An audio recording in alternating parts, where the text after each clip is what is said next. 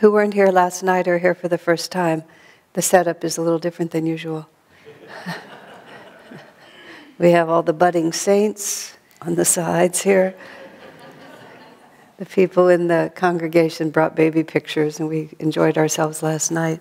If you have time, in all of these different niches, those are blow-up photographs of places in India. Babaji's cave, Tulsi Boshe's house, Master's meditation room, Sri Yukteswar's mandir where his body is buried. Those are photographs from people's India pilgrimage, which they extremely creatively put into this decoration here. So take some time after service and enjoy it. Once a year we have a party for all the supporting members who make this place possible for all of us. We make it possible for ourselves. So we just get together and go over the top, making the room really gorgeous. And so it'll turn back into its usual glorious self next week. Slightly less extravagant. Somebody used the word understated, which doesn't apply. But it's wonderful. The flower arrangements are particularly creative, so enjoy them all.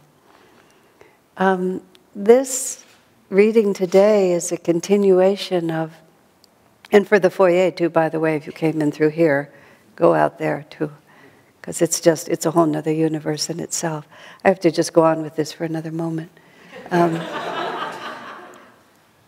When Swami Kriyananda, the early years of Ananda Village, we were just sort of, everybody was learning everything. And I remember we started celebrating his birthday, and it was the first time sort of I began to understand how you do something just because it's beautiful and fun to do it. I had been a little over-serious in my life, and everything always had to have deep meaning. And I didn't understand that beauty and enjoyment and extravagance and an exuberance of devotion is in itself a very high value. It teaches us a lot. It also reminds us of the astral world, where it was a lot easier to make things like this. We just had to think them instead of spending days and days pinning the fabric together. But we started then creating an environment for Swami's birthday, and we actually often went to a particular place that was just below the meditation retreat. I don't think it was actually Ananda land. We began to call it the Birthday Meadow. No, excuse me, the Birthday Meadow was at Ananda Village, and the Easter Meadow was by there. But we would just set up, not quite as elaborate as this because we didn't have the stuff for it, but we'd haul all these things just out into the field and put up a canopy and take beautiful furniture out there and just for 3 or 4 hours. But somehow, even as I think of it now, it's like, in many ways, those few hours spent celebrating Swami's birthday, there was a picture that recently came through on Facebook, as these things do, which the child who was about this big, she must have been 3, I think she's in her 40s now, so that would give you an idea. And Swami was sitting in a chair and she was tossing rose petals, and the little children he was laughing, everyone was laughing, it was very sweet. But those moments are still very vivid in my consciousness, whereas many more important events have just faded away. Swamiji made the comment once after a satsang at his house. Again, this was in the very early years. It was he was in a very elevated state of mind. He was often in an elevated state of mind, but it didn't always. He often kept it within him. This was a particular evening in which it was just in the room. This was in the early 70s. The whole of Ananda fit in the living room of what is now Crystal Hermitage, the dome there, 30 people, 40 people. Because it was only gaslit, when it got to be night, it got very dark. And out the windows, there was no ambient light at all. It was just forest. So there was an atmosphere that was created there. And to get even to his house, most of us didn't have cars, so we had to walk through the woods to get there. And even if you drove, you had to park about 100 yards away and just walk through the forest.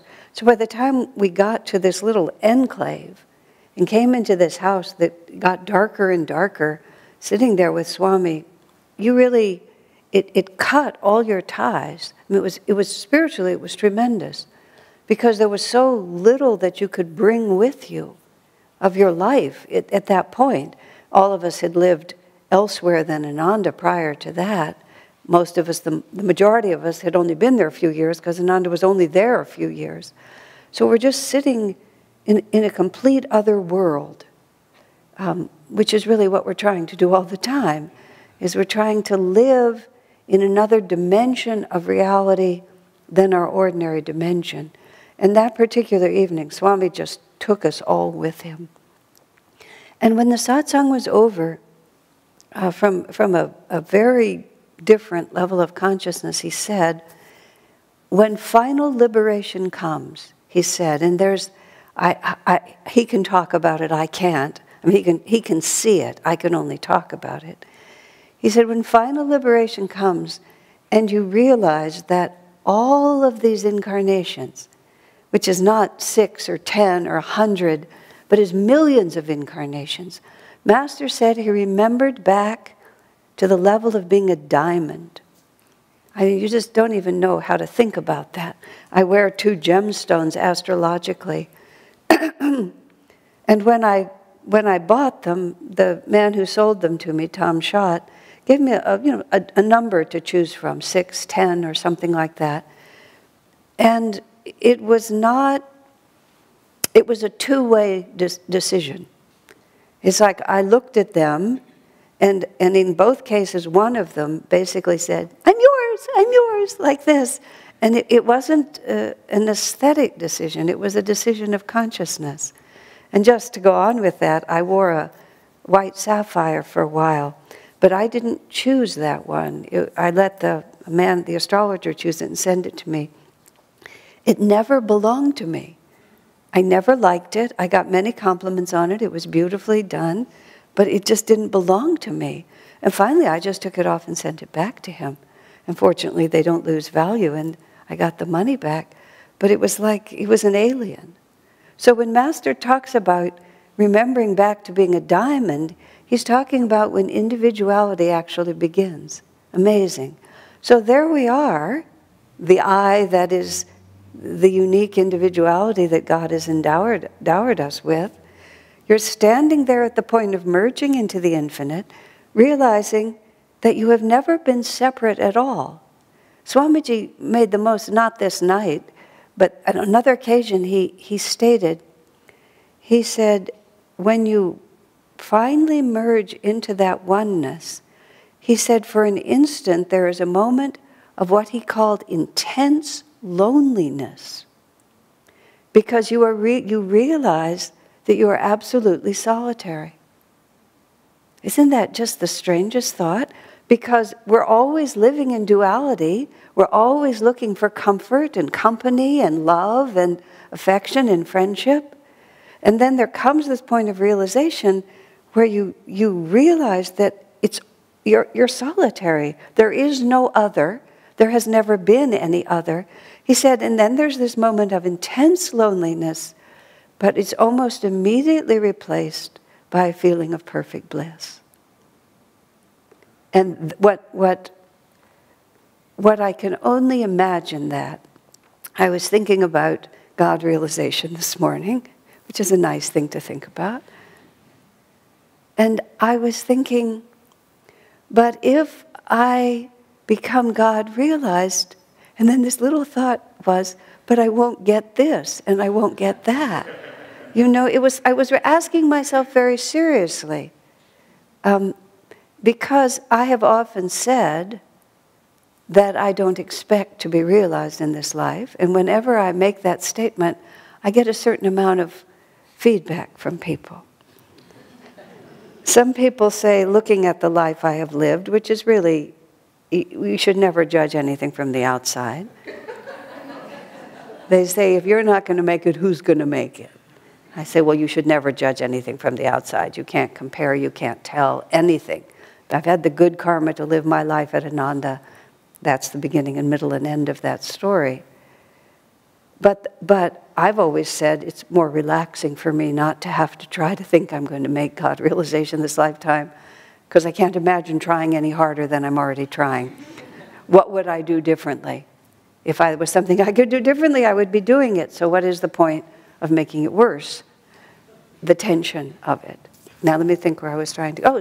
But this morning I started thinking, well, maybe I am letting down my own potential by not really imagining that it's possible for me. So I started really trying to think whether or not I really could let go of everything. And it was interesting. It's very interesting to feel all these, I feel them even as I speak, all these little clutches in the heart. I mean, not even specific. Not, I want to go to Paris again, or I want to have a beautiful ball gown or a lovely home or children who actually appreciate me, that sort of thing. It's just like all the things that a person longs for. It's not specific. It's just a little clutching in the heart. Now then, of course, I had to say, but Asha, the whole point is that the heart will always be restless until there's God realization. So the restlessness that one feels in the heart is not going to be intensified by God realization. It will, in fact, finally be satisfied. Our human griefs, your love alone can mend. But oh, what a conflict it is between what we think is true and what's actually true. And Swami's comment about that moment of intense loneliness, so many things that Swami said and did during his life make the spiritual path so much more subtle and so much more like our actual life than you imagine it is. Just the avatars, we were talking about this last week, and it's in the reading from last week. They really do experience, as Swami wrote, the pains and disappointments of this world. I mean, there was a point in Master's life, I haven't forgotten the satsang at Swami's, we'll get back there. There was a point in Master's life when, you think he was a God-realized master. He comes here, but he had been struggling so hard to build Mount Washington. As he said, in America, the guru has to support all the disciples and pay all the bills. In India, the disciples do it for you. In America, the guru does it for the disciples. He'd been working so hard, and then one of his closest people betrayed him and took all the money. And so there he was with all this responsibility. He just washed his hands of it and went to Mexico. And he just basically said he did not know if he was coming back. He'd put out so much effort, and it had all now just come back to zero. He just went off to Mexico. I think Mexico felt more like India. Just the heart quality and the ease of it and the climate and so on. He just went to an atmosphere that was more natural to him than Los Angeles, just to recover from the whole thing. The masters feel it more than we do, not less, because they're not afraid. We're all afraid. Long we feared to face your love, lest our emptiness it prove. That's a lyric that Swami wrote that we sing every week. It's a very interesting lyric, because the magnitude of what God has to offer, that was me this morning, just sitting in my little room thinking about this. Wow, could I really let go of everything? This tension, the paradox of it, you see?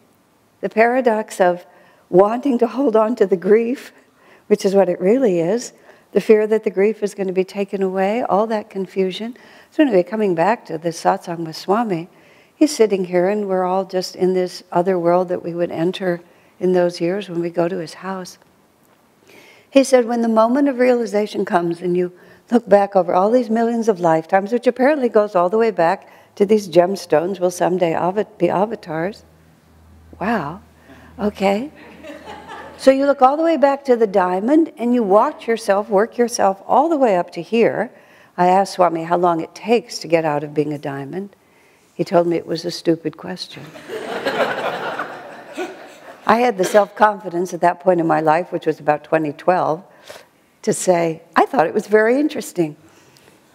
Then a few minutes later he said, all time is short compared to eternity, which didn't satisfy my curiosity, but was a very good answer in itself. So you're looking back at the diamond, all time is short because now you're in eternity, and it doesn't really matter how long it took you because now you're here, and when you're here, you realize that time doesn't exist, and there is no then, there is only now, and it goes on and on. Okay, he said, and you realize that everything that happened was just an illusion. It never really happened. It only appeared to happen. These are very confusing questions. In the book that I wrote, Ask Asha, which has my smiling face on the front, one of the questions had to do with the illusory nature of the world. And I gave as an analogy, just trying to explain this. You're walking through a jungle. You see a twisted stick that looks to you like a snake. You panic because you think there's a snake there, and you warn everyone that there's a snake, and then someone has the courage to discover it's only a stick. So there really never was a snake, but you had a whole experience as if there was a snake. So did it really happen? It really happened to you. The fact that there was no snake is a relevant fact. And that's essentially what it apparently looks like. Because we realize that even this illusion of separateness, with all those different names and adventures and relationships and ups and downs, it was really just this one spirit, just sort of dancing like this and dancing from left to right, but the only thing that existed was the spirit. It was all a dream, except, and this is what Swami said, for those moments when your limited consciousness actually touched into the infinite. Which of course has happened to us, perhaps not to the point of God realization, but at least to the point where the contact with spirit was real. He said, and you see those moments, he says, like pearls on a string. And every one of those that happens, everything else is a misty dream, but those pearls continue to shine. When Master visited the house of his first disciple in America, Dr. Lewis, who lived in Massachusetts, was a dentist in Boston, when we did our Meeting the Master program here, which was this wonderful dramatization of the lives of certain devotees. And Master, one of them was Dr. Lewis and Mrs. Lewis, who were Master's first disciples in some New England town. They met Master in like the early 1920s. And they talked about how just stunningly exotic it was to have this long-haired Indian person dressed in orange marching across their little New England town square. And Mrs. Lewis was honest enough to admit that she was totally prejudiced against such a person. I mean, it was really radical. Now our world is so, this is literally 100 years later, almost, and our world is so integrated, but then he was so weird, you know, and it took a tremendous amount of creative courage to go with him. So Dr. Lewis had a home with his little family right in Massachusetts, and Master comes into the house, and Master is walking up the stairs, and he stops at the landing, and he says, someone had an experience of God here, right on that spot. And Dr. Lewis says that when he was 6 years old, he was visited by an angel, right on that spot. And he barely knew Master, he hadn't told him, but Master's just walking up, oh, the divine broke through the illusory world at this point. And so that's what it is when we finally reach God realization. We realize that the only thing that ever actually happened was these divine moments. Now, doesn't that put an interesting perspective on all the stuff we worry about? You know, we're so anxious, and we think our decisions make so much difference. And we think every little, I did it right, I did it wrong, I got it right, I did, oh, this, you know, it's just the operative word is I.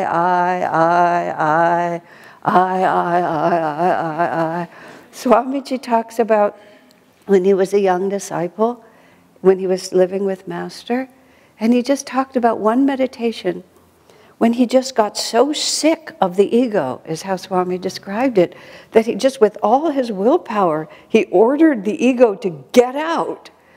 And the ego, what he meant by that was not the necessity to continue being Swami Kriyananda, which he continued to be for another 60-some years. He said, but that little, that limiting thought that I am acting separately from the divine, that this is me doing that. He just banished that thought. And he said, afterwards he saw Master, and Master patted him on the head. He said, very good, like that.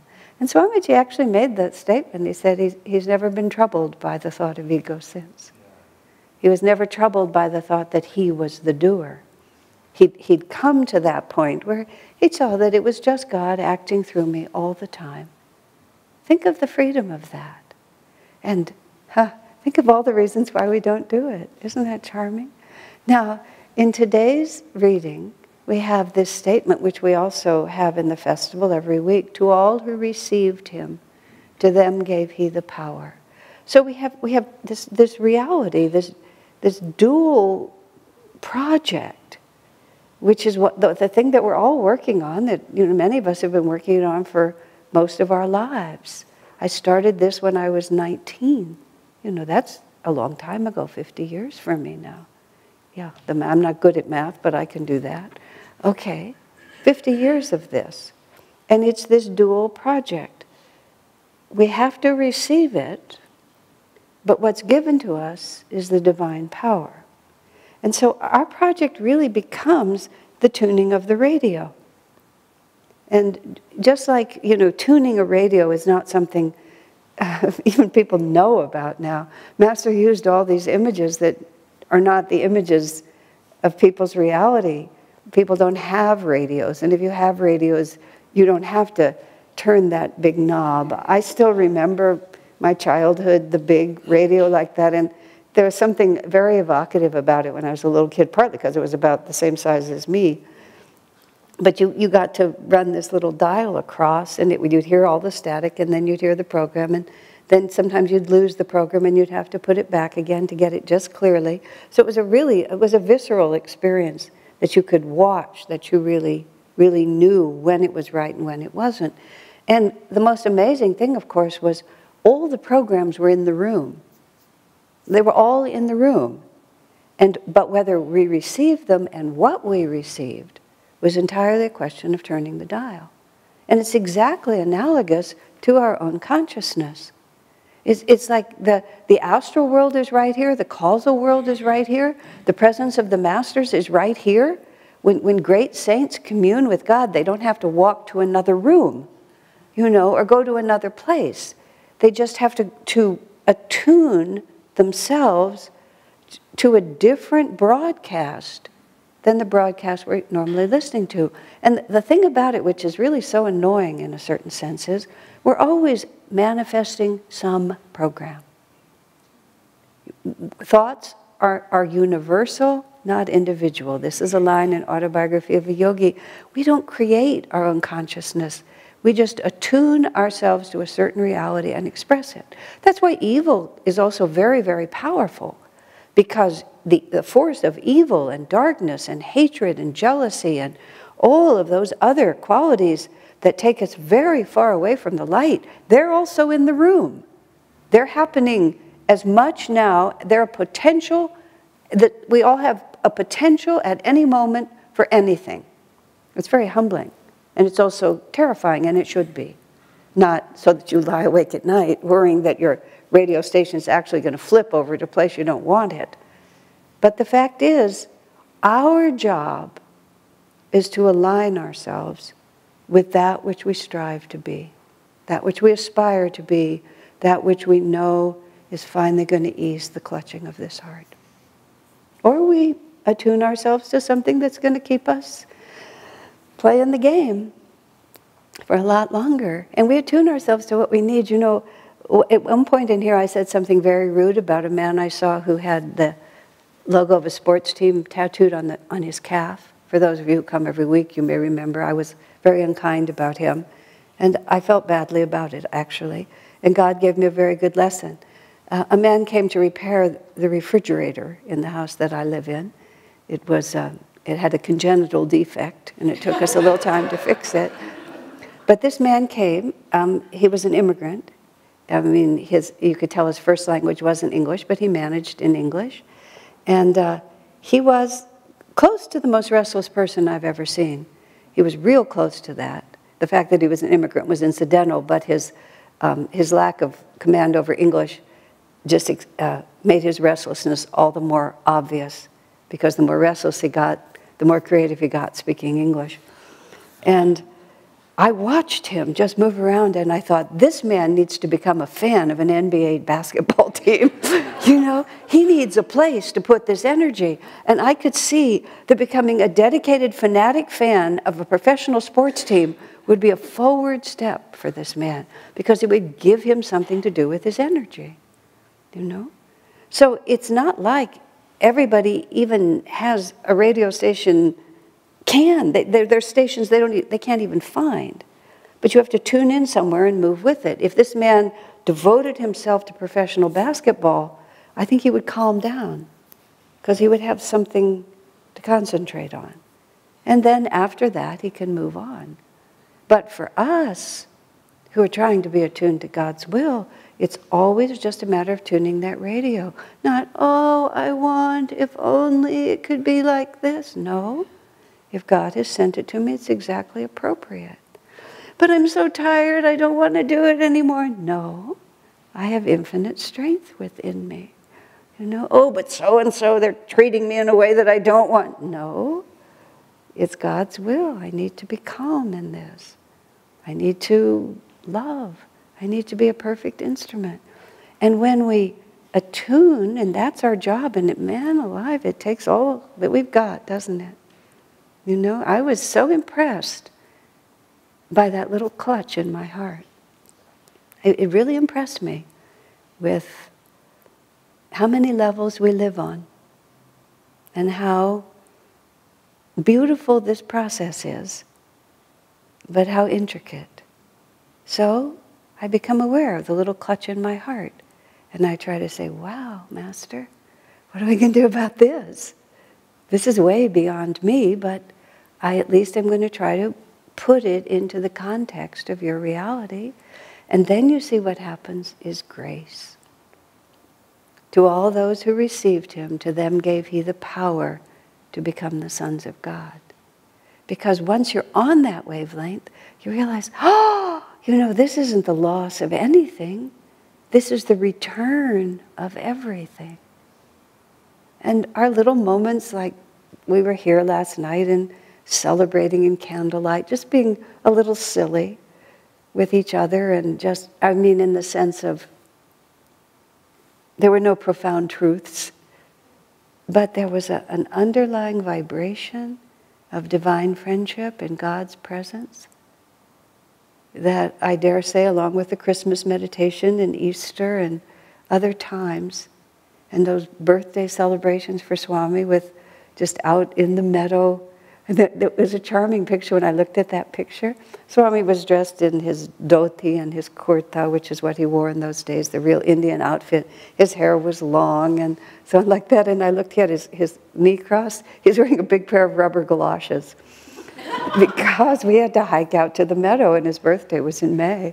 And that was sort of how we would all dress. Sometimes we'd wear sari, and what we wore then was bean boots, you know, the big boots with felt liners. And it just looked perfectly normal to us that at the edge of your sari there would be these big bean boots, because what else would you wear? You had to wade through the mud.